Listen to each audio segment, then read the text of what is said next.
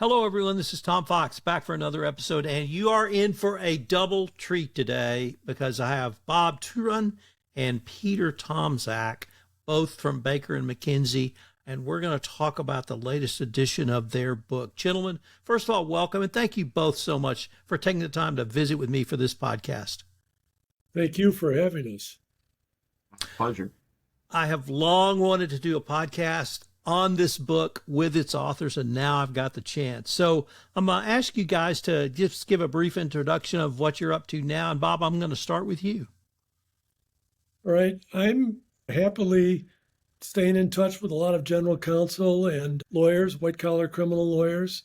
I'm still very active in the ABA White Collar Crime Institute and will be chairing the panel in Miami for, I think, the 10th straight year. I've also written a novel, a surprise that involves white-collar crime and an FCPA case, and I'm looking for a literary agent and a publisher. And then finally, I'm working on a screenplay that involves, surprise, a lawyer who is appointed a federal judge. It's a true story, and is indicted, convicted, and impeached. So that's what I'm doing. Oh, that sounds fabulous. Peter, what are you up to these days? I guess things not as exciting as Bob, but I currently serve as the chair of Baker McKenzie's Global Investigations Compliance and Ethics practice. And I also practice, and in my practice, I conduct cross-border compliance investigations and advise on compliance issues and governance issues, particularly in compliance and M&A transactions. I've spent a lot of time recently, it seems, in courts resolving corporate disputes and litigating issues with various corporate constituencies. And I also publish, and I've written, obviously, with Bob, the book, the FCPA Handbook, 6th edition, but I also regularly publish and present on other corporate compliance and governance topics, including ESG, but also the perennial anti-corruption issues. We're going to take a deeper dive into this later. Peter is, of course, a graduate of the University of Michigan School of Law, so go blue. Go blue. Go blue. Bob, let me start with you because in many ways I consider the Foreign Corrupt Practices Act Handbook the Bible for practitioners. Could I start with why did you write this book initially? Was there a gap in the market? Were you intellectually curious? All of the above, none of the above, or something different? Yeah, I think I was all of the above. I'd worked on a book, Corporate Internal Investigations, with Dan Webb, and that was a satisfactory experience. And then I really got into the FCPA, and I think I'd been to 40 countries at the time that I thought there was a need for this book. But what I really wanted to do, Tom, was make it a very practical book. And the audience for me was, frankly, white-collar criminal lawyers, and by that I mean both prosecutors and defense lawyers, compliance officers, general counsel, and lawyers who might be corporate lawyers that came across an FCPA problem. So I thought with my experience in this area, I could give them practical advice and save them a lot of time and hopefully a few headaches. This edition, the 6th edition that we're going to talk about today, is the first update since 2018. Peter, why an update in 2024? It's really a combination of a couple different factors. The first, I think, is consistent with Bob just highlighted, being the origins of the book, which is on practical guidance and advice. And we had been receiving questions from clients and readers of the book seeking guidance on various topics where the book hadn't caught up to kind of some of the practicalities in the evolving market. So either new laws, new policies from the DOJ, or even the practical application of those to new forms of communications and ephemeral messaging and the back and forth on sort of new technologies. So we certainly got those questions and felt, now there was sufficient regularity that we had to update it. I think the other thing was there was a bit of a slowdown, Tom, as I know you've noted on your show. There was a bit of a slowdown in the number of resolutions because of COVID, a small event in world history, but they started to rise again after the end of the pandemic, and it rebounded pretty much to pre-COVID levels. So there was not only a number of FCPA resolutions worth discussing, but they were also getting into new issues. Certainly some of the old issues, some of the old perennial favorites like gift, travel, entertainment, but certainly some of the newer issues as well that were coming out, including in case law, like on Hoskins, on agency. So we wanted to address those, and I will admit also, I always welcome a chance to collaborate with Bob, and we were talking and we thought it was about time, and I'll take that opportunity every time. I cannot speak to an author or authors without asking about your writing process, because it endlessly fascinates me, the variety of writing processes there are, including my own. But I wanted to ask you both, tell me about your individual writing process, morning, afternoon, organized, just what's your process to sit down and work on an update to a book like this? I'll start with the original version. To me, it was critical to have organization. And by that, I mean an organized outline of the chapters and what you would cover in each one of those chapters, and to make sure that they sort of related to each other and that they were practical. So I started, there's an introductory chapter, which is short. The book, by the way, is about 650 pages of content, practical advice. And then I'd say we have 250 pages of appendices. Every time we've done a new edition, we've added new policies of the DOJ, and we've, discarded material that was no longer relevant. So with this sixth edition, I think everything is current and up to speed with the latest DOJ policies and guidance from Europe, say, for example, the United Kingdom. And again, the goal is to be practical. But in terms of sort of the organization, I said, let's start with the statute. So I started with the statute, and then I said in that chapter, which is chapter 2 after the introductory chapter, I said, okay, in addition to the FCPA statute, which is complicated and needs some real breakdown, I included conspiracy, because that's, as Learned Hand said in 1925, the darling of the prosecutor's nursery. And it has been used for a century, and particularly in the last 3 decades, for white-collar crime. And I would say 80% of all FCPA cases cover conspiracy or include conspiracy. So I thought it was important to address that statute. And then the third chapter I think we did was on penalties, both civil and criminal. Fourth chapter was on third-party transactions, and both Pete and I had a lot of experience looking at third parties that were suspects, shall we say. And that's a heavy chapter and an important chapter. Then we did gifts, travel, and lodging as a chapter. We did political contributions and charitable donations. Then we got to conducting an FCPA investigation. I think that's chapter 6, as I recall. 7 is defending an FCPA investigation. By that, I mean dealing with the Department of Justice or the SEC or a foreign regulatory agency. And then this year, I switched out chapter 10. I wish I hadn't, because it turned out to be a lot of work, but it's a chapter on trials. I covered the last 6 FCPA trials. And by way of background, I was a AUSA in Chicago, probably the greatest job I think I'll ever have. And I had 50 jury trials in my career, and I thought I could analyze these cases, how the DOJ proved them up, what were the issues, how did they put the evidence together, what did the defense do.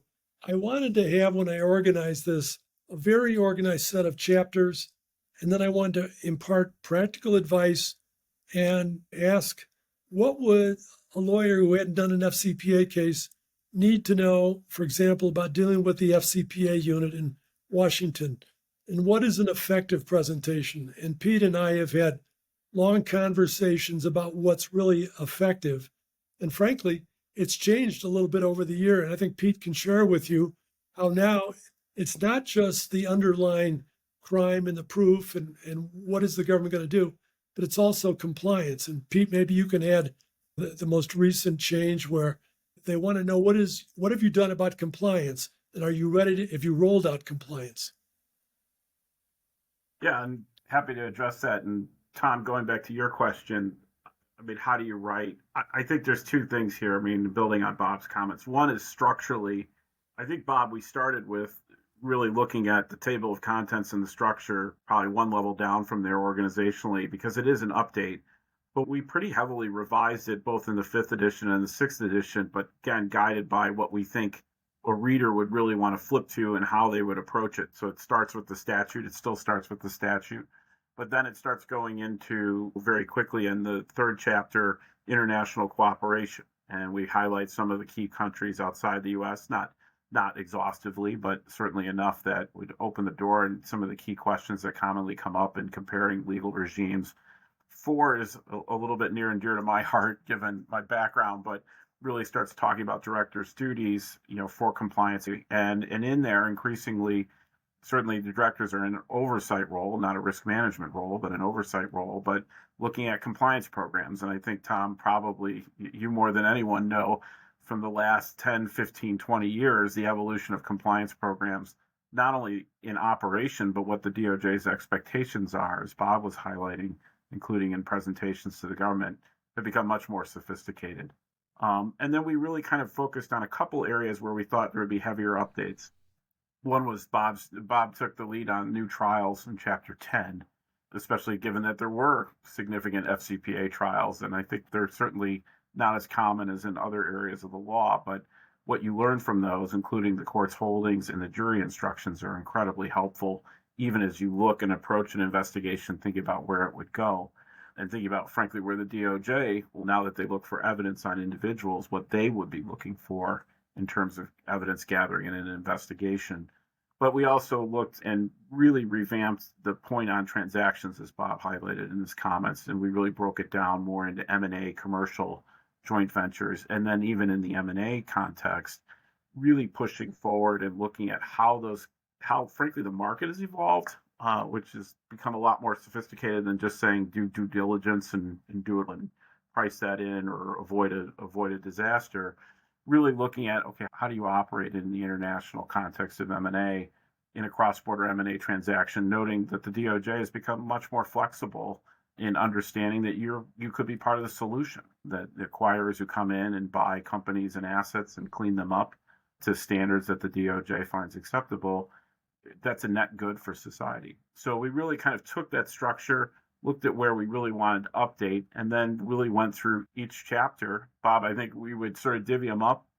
We would take the lead on a chapter and then exchange it, not only for content, but also for voice. And I think, Tom, you were asking writing. I'm a late night writer. I have innumerable kids, but I have to kind of close my door and put the blinders on and focus on the actual prose, but also making sure that we don't just sort of write in a way that isn't blended together. It's a lot of coordination, a lot of exchanging drafts. I'm sure I killed a printer at home once or twice during the last 6 months, but hopefully the end result was a cohesive and well-organized book. If I could add on that one chapter that Pete mentioned, which is board of directors and management responsibilities. I had drafted this probably in the 3rd edition, and it was probably, I'm going to guess 20 pages, 25 pages. And when Pete said he'd be on board to join in this exercise, I said, I want you to look at the director's duties, and you need to know Pete's background. He clerked for the Delaware Chancery Court.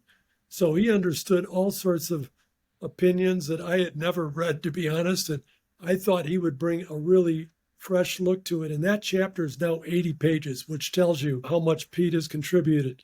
And I think, like general counsel, if they pick up this book, they will love that chapter because they can go to it and say, okay, this is what's going to be on my table. This is the kind of lawsuits I'm going to face.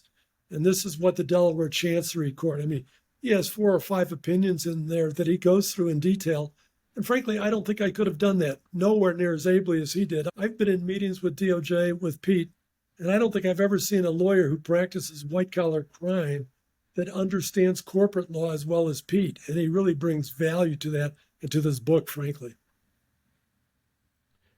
I'm going to start with the 2016 FCPA pilot program leading to the 2017 FCPA corporate enforcement policy announced by Rod Rosenstein. It's now called the corporate enforcement policy. We've had, and up through the M&A safe harbor policy, we've had a series of policies from the Department of Justice. Intertwined with that have been 3 iterations of the evaluation of corporate compliance programs and the 2nd edition of the FCPA Handbook. I really wanted to introduce that to ask you guys what you thought is noteworthy about these new DOJ policies around enforcement and what they're communicating to us, the compliance community, about their expectations around best practices compliance programs. There's a certain irony to your question, Tom, because I think it was 10 years ago, maybe it was longer. 14. Pete and I agreed to write the lead article for the 25th anniversary of the American Criminal Law Review. And we proposed a policy for DOJ whereby they would give credit. And the idea was the more they did that, the better voluntary disclosure program they'd have. And so we made this proposal for the 25th anniversary. I think it was 15 years ago, because I think they're coming up on the 40th anniversary. And we may be writing the 40th anniversary. But this is what Pete has really zeroed in on, so I'll let him carry on. But it was about a 70-page law review article, and it was sort of prophetic in a way, but it hasn't been fully adopted by DOJ.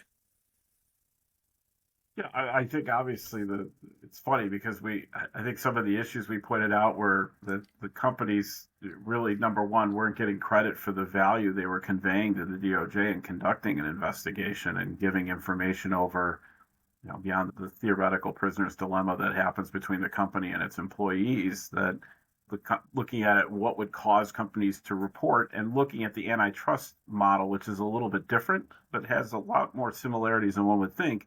But I think we had proposed, Bob, in 2010, a system of credits between 25 and 75% off the low end, which was at the time was a striking point, the low end of the guidelines for basically self-disclosing, cooperating, and less focus on remediating. But we see the same themes carried through the policies, which obviously have grown, but in the corporate enforcement policy, there's still some obstacles, frankly, to self-disclosure. And I think the full name of the policy emphasizes it really is focused in part on self-disclosure, but not the least of which I think at some level still remains the sheer time of investigations. And I'm not faulting a company or the DOJ, but just the fact is that for a board to have their company under investigation for 3, 4, 5 years or more, that's a difficult position, apart from even expense. Just a distraction from management and the board's duties. And number two is, I think also we had flagged this in the article, but regardless of the reasoning, the antitrust division saw an increase in self-reporting when they allowed, frankly, immunity or a pass for the executives that had been involved. And you still see a lot of statements and pronouncements from the DOJ highlighting that they fully intend to go after individuals. I can't say what the exact impact of that is, but again, just looking at the experience of the antitrust division, as we did in 2000, that certainly is something that could be a potential variable. So at bottom, there's still, I think, a lingering uncertainty that the DOJ will take advantage of the play in the joints of the policy and not give full credit. But I think the overall evolution of the policy is certainly something more closer to something we had in mind in 2010. And Tom, you highlighted there are other policies as well. I mean, from whistleblowing to M&A to the Monaco memo itself. I mean, there's a lot of frankly, a lot of pronouncements from the DOJ about what they intend to do that 15 years ago there weren't. But at bottom, it still comes down to evaluating those incentives and the carrots and sticks, as they say, and companies deciding whether or not they will self-report and what the benefit will be for them. I'd like to turn to boards. And Bob, you have an idea that greatly intrigues me as a Uber baseball fan, and that's the pitch count policy. So I'm going to start with you and ask you what that is and how that might help companies and the Department of Justice move towards more efficient investigations. The idea probably stems from dealing with boards of directors where you're discussing voluntary disclosure. And board members will say, what's that process? How long does it take?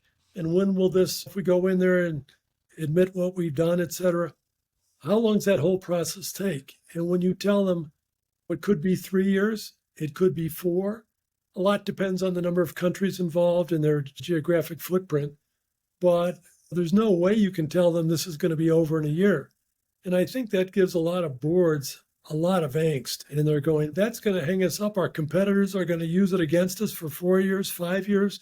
Even then, we don't know what sort of deal. And I should share that I was a federal prosecutor in Chicago for 10 years, and I had to supervise AUSAs and look at every 6 months what sort of work they cranked out, how many cases they turned them over one way or the other, either brought a case or declined.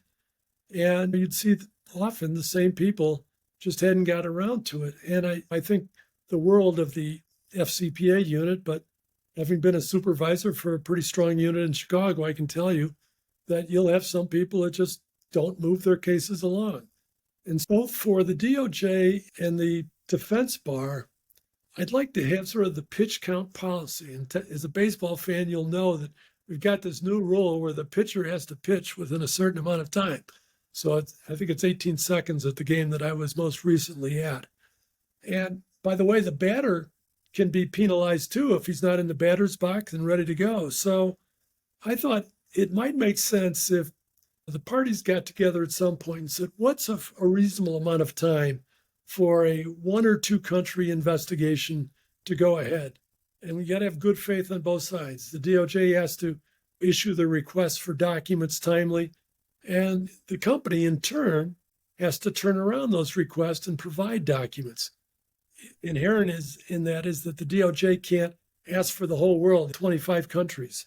And I think the most responsible heads of the FCPA unit that I've dealt with over the years have tried to be realistic at the beginning. They would say, let's look at these two countries and see what we get, but you must hold on to and preserve all the documents for the following 5 countries.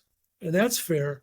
But the worst thing you can do for the client, and I think frankly for the DOJ, because it slows down their investigation, is say, turn over 10 countries' documents, and then they're just wallowing in all sorts of documents, translations, and all that. So this policy would sort of be discussed between the parties with some rough guidelines. It would take a little while and a lot of thought.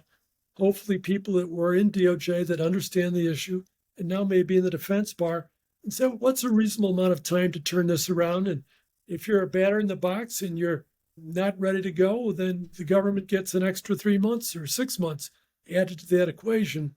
But I think it's in the interest, frankly, of the companies. It's in the interest of boards of directors. It's in the interest of shareholders to have these things timely and efficiently reviewed and resolved. So that's the idea behind what I call the pitch count policy. Peter, if I could turn to you and your more expertise around Delaware law and ask you to really tell us about the evolution of Caremark and how that may or may not have impacted boards and where we are at Caremark, or you think boards really understand their Caremark duty, at least around anti-corruption compliance. I think starting with Caremark, which itself built on, I think, Alice Chambers, but that decision was a settlement actually handled by our old friend and partner, Joe Linklater, in part. And the court's pronouncements in there really kind of built a two-pronged claim. I mean, one was for information systems, which looks to, did you utterly fail to implement, any reporting or information controls? And the second being red flags, which is where you're knowledgeable of information, so that you were no longer entitled to rely on the assumption that the company's employees are acting with integrity. And as you build forth from there, I mean, there are many cases for many years that said this is the hardest claim for a plaintiff to make. But the obligation, I think, the kernel of truth, and in that case, in Caremark, it actually looked to the then federal sentencing guidelines and the incentives created there to have a compliance program, which benefited the company in terms of credit at the time of sentencing, to really build forth what was a duty of oversight, but again, to have some sort of reporting system and information controls. Fast forward, I think it was a lot of, I'll call kind of event-driven filings saying the board failed its oversight because of something happened.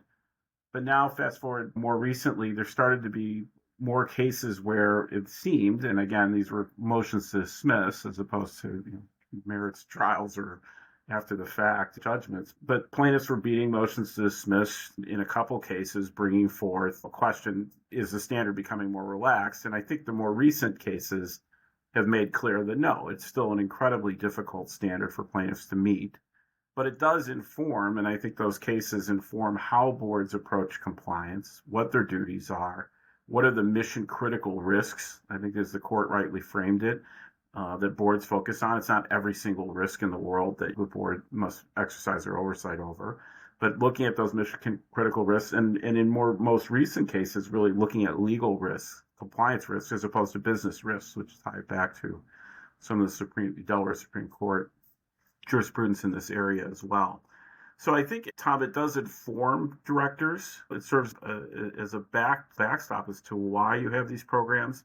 I think also on the red flags claims, if you're a director and you start hearing information that suggests, again, that you have reasons to believe that laws are being violated, you certainly need to attend to them. I would assume most directors, in their, frankly, good judgment and their good business acumen, would do that as well. They're not there to break laws. One Delaware then Vice Chancellor, and then eventually Chief Judge of the Supreme Court wrote, Delaware doesn't charter lawbreakers.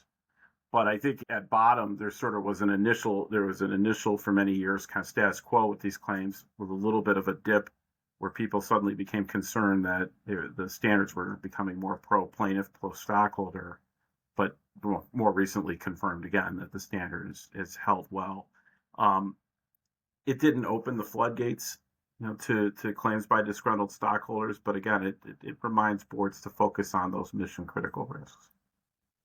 I might add that in this area of dealing with directors, you can talk about Caremark, and it's very important for them to understand the legal principles there. But one of the things that I've done that I find very effective is Walmart was a massive case involving Mexico and licenses down there. And a reporter with the New York Times by the name of David Barstow wrote a blockbuster article. And I have handed that article out to directors and said, read this if you want to understand what can unravel in the FCPA space. And they may not understand a legal opinion reading it, but they read that New York Times article and they understand what a massive headache a corporation, and of course, every director is familiar with Walmart and their basic business model. That's something that I've done with success. Let me change the focus just a little bit and ask, what are some of the key strategies for conducting and defending an FCPA investigation circa 2024? In the book, I have a chapter, I think it's chapter 2, where I go through every FCPA defense that's available. And a lot of the defenses are the same ones you have for any white-collar criminal case, which is the quality of the evidence beyond a reasonable doubt. What are their witnesses like? What sort of deals have they handed out? But then there are some that are kind of unique. Recently, there was a case in the Eastern District of New York, Aguilar, where it involved Pemex in Mexico, and the defendants allegedly had given things of value to employees of Pemex, and the court analyzed the evidence and said, these are not government officials. So you do have these sort of one-off defenses in this area. You have sometimes foreign bank accounts the government's not able to get. I think they're having more success because there's much more international cooperation. I'd say in the last 10 years, the quality and quantity of international cooperation has improved tenfold. And you're seeing South Africa now. There have been 2 FCPA cases for the first time coordinated with the South African authorities.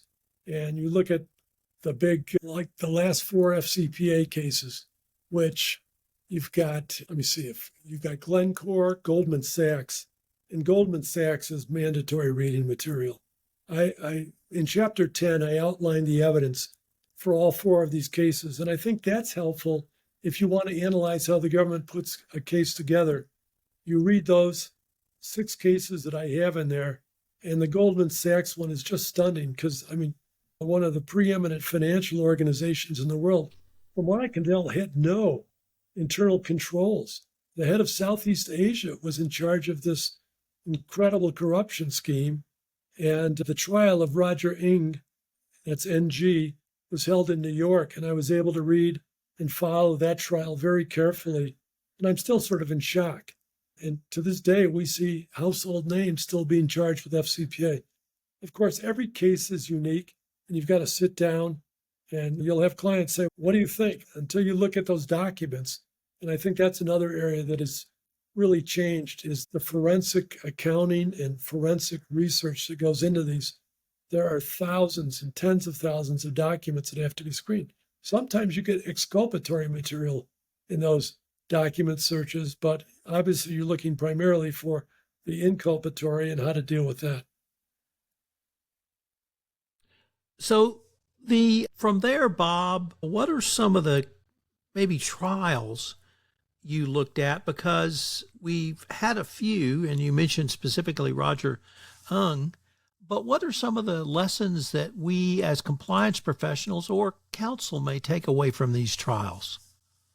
I can't argue with the success of the DOJ in the 6 trials, although one of the cases, which was the Boston case with Bonsi and Baptiste, was thrown out afterwards because of a discovery violation. The FBI had not turned over a tape recording that the defense said was exculpatory, and the judge in Boston, after the U.S. attorney moved to dismissed that whole case. And there was also in the Eng case in New York, there was like 15,000 plus documents turned over in the middle of the trial that the defense hadn't received. So one of the things that I really encourage, and I've been a big advocate of Brady versus Maryland rules for decades. I wrote a American College of Trial Lawyers proposal on Brady versus Maryland, which is most of your audience will know is the duty to turn over exculpatory evidence to the defense. And the problem with, I think, that is too often lawyers will just make a generic return. Please turn over any and all exculpatory evidence. And frequently the government will respond, we don't know what your theory is, so we don't know what exculpatory is. And some of the agents, law enforcement agents, have no idea what the obligation is under Brady or what exculpatory evidence is.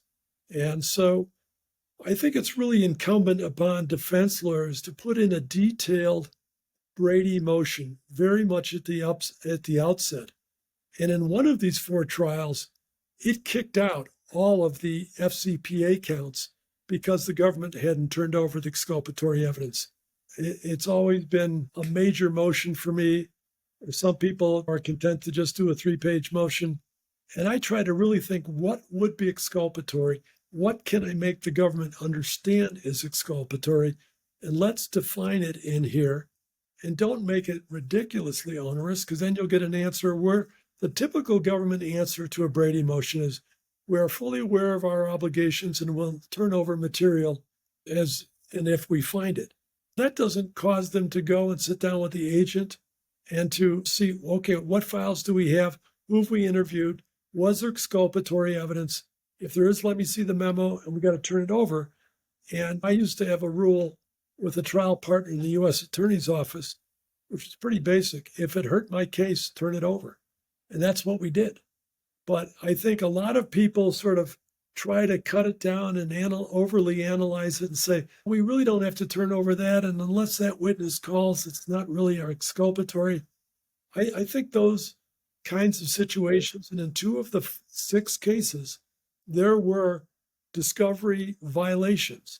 And I think what happens, to be fair to the DOJ, is these cases are massive. I mean, they produce millions of documents. And when I was prosecuting cases, I tried to boil down my case to 25 documents. I might have 200,000, but I wanted to make it simple. I'd key down, and a lot of people want to introduce 100,000 documents and all that. I just don't think that's the most effective way. But I think it's really important for the government to have a conversation with their agents, their paralegals. One of the cases in New York, they said a paralegal in Washington, D.C. was in charge of reviewing the documents. The responsibility, the buck stops at the top.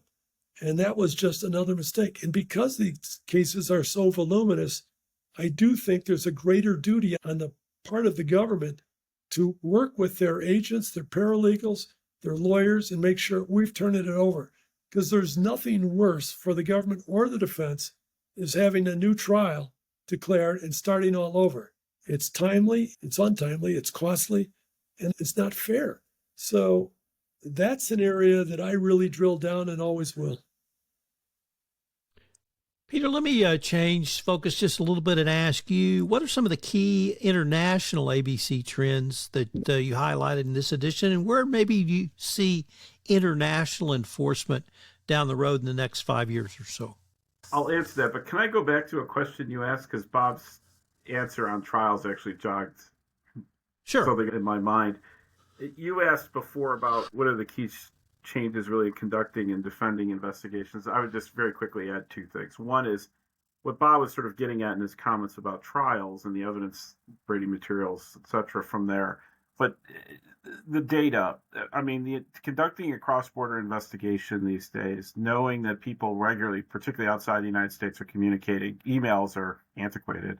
They're communicating through various private communications networks, ephemeral messaging, needing to grab that, but then also needing to comply with pretty complex data privacy, data protection regimes, and doing that all in the very early hours of the investigation as you kind of work through it to make sure it's locked down and preserved, knowing that, again, the DOJ's emphasis on prosecuting individuals, that's a real complexity and one that gets worked out in real time across borders.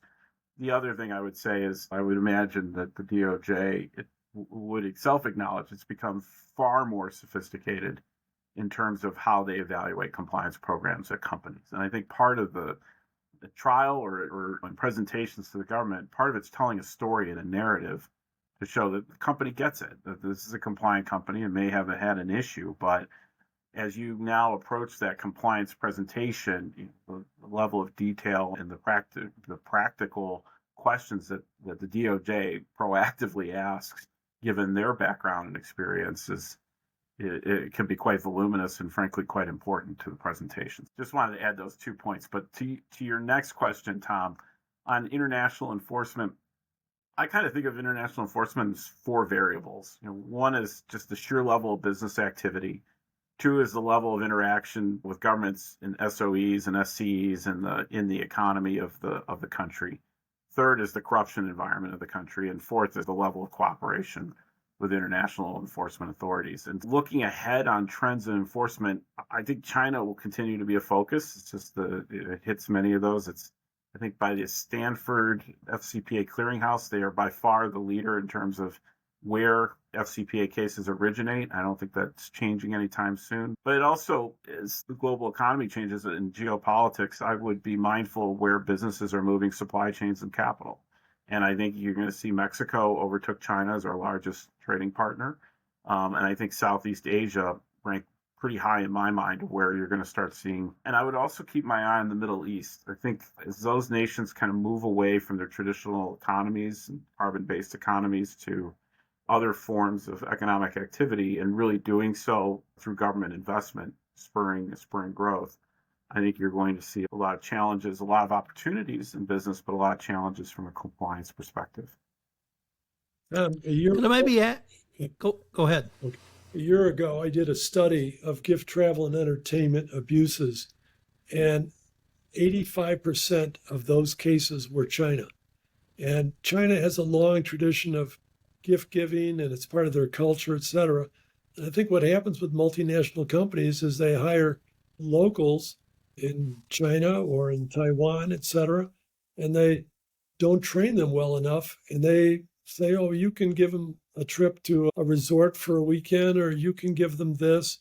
And before you know it, a major multinational company like 3M, about a year ago, is charged with an FCPA violation for gifts, travel, and entertainment. It's just, and this is going on. I don't see any decrease in these cases at all. They're not as serious as a $100,000 bribe or a government contract that's worth 5 years and $25 million. But, it starts, and if people think they can do that, then when they get promoted, they might think they can do much more serious things. Let me ask you, as we move towards the end of this episode, ask you both to prognosticate into the future a little bit. Where do you see the evolution of FCPA enforcement literally to mid-century, which is 2030 and beyond. Bob, you want to give that a shot? Sure. And it's funny because this is a great question that I've been asked about every 3 years, Tom. So this is my most recent iteration of it. And my answer hasn't changed, which is every time I think with all this training and all these resolutions and expensive fines, surely everybody's got religion. And then I look and I see the SAP case that just came down, SAP, that's $220 million. You've got Ericsson, which is just a nightmare involving lawyers not following through on a DPA for 3 years. And all of a sudden the company now losing its DPA and having to plead guilty and pay an additional $220 million for a $1.3 billion fine. Then you have Glencore, which paid out over $1 billion worth of bribes. And then you have Goldman Sachs. So you look at those 4 cases, like in the last 4 years, and you say, this is going to go on and on. Peter? Yeah, I think anti-corruption enforcement, there's always a prognostication that it's done and it's over, but I think it's a foundation for free and fair markets, and you're going to continue to see it. But I also see it changing a bit going forward, and particularly given the time frame you flagged, Tom. It's really becoming essentially a calling card or a brand for Western democracies. I mean, there's nothing new under the sun in a weird way. I mean, the FCPA's origins lie in scandals that were exposed that during the Cold War that made, frankly, the U.S. look like it wasn't walking the walk it talked. But I think you're going to continue to see that. You're going to continue to see the FCPA inward looking. And one thing, though, is unfortunately the world grows to be a more tense place and a more competitive place in a negative way with that word. I would expect and hope, though, that increasingly our government and other governments that cooperate with our government, they really do get serious about targeting the demand side as well. And I think you're starting to see, with these geopolitical trends, more of an emphasis of not just simply looking on our side, which obviously you need to, but also looking at the demand side of global bribery. What's alarming to me, moreover, Tom, is when we talk about these cases, the 4 I just rattled off, it's not like they had a problem in one country. There will be 5 or 6 countries involved in that. So the culture and the regional management, or even higher, knew what was going on. I think I'd be more understanding if it just happened in one isolated country that was a new operation or an acquired business, but that's not the case. We see these cases where multinational companies are doing this in 5 or 6 countries, and I don't see great progress on the horizon. It's good for DOJ. Well, gentlemen, unfortunately, we're near the end of our time for this episode. Before we leave, I have 2 questions. If our listeners wanted any more information on yourself, get the book, or connect with you guys, what might be the best way or place for them to go? The book is available through the American Bar Association. It's the 6th edition. It's about 1,100 pages, and it really does a deep dive into these issues that we've talked about, Tom. I can best be reached at Robert W. Tarun, Tarun, @gmail.com, and my number is 312-714-0225. Peter? I'm quite reachable. LinkedIn seems to be quite popular to reach out these days. I'm on LinkedIn.